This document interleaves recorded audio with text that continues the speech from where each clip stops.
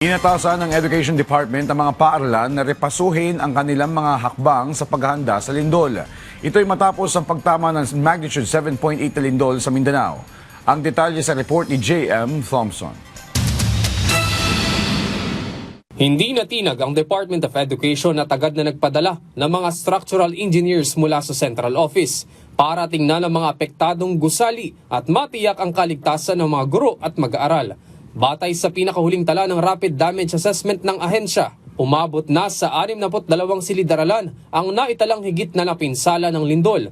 73 naman ang may malaking sira sa silid-aralan at halos 400 classroom naman ang bahagyang nagkaroon ng sira. Kaugnay nito, iniutos din ni Pangulong Ferdinand R. Marcos Jr. na maibigay ang lahat ng tulong na kailangan ng mga apektadong mag-aaral, guro at residente dulot ng lindol. Kaya naman patuloy ang pakikipag-ugnayan ng iba't ibang ahensya ng pamahalaan.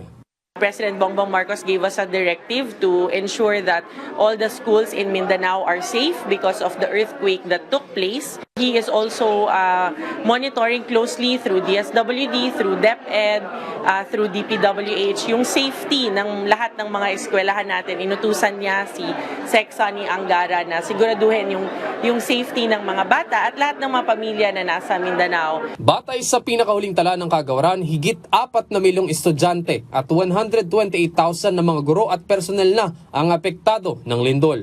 Tiniyak naman ni DepEd Secretary Sonny Angara ang tuloy-tuloy na tulong ng ahensya sa mga magulang, guro at mag-aaral. Prioridad din ng kagawaran ng kaligtasan ng bawat isa at sisiguraduhin na ligtas na ang mga paaralan bago bumalik ang klase.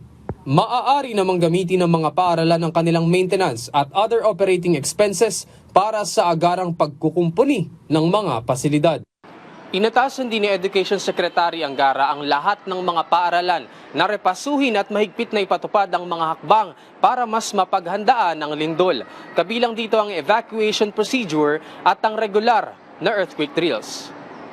J.M. Thompson, para sa Bayan.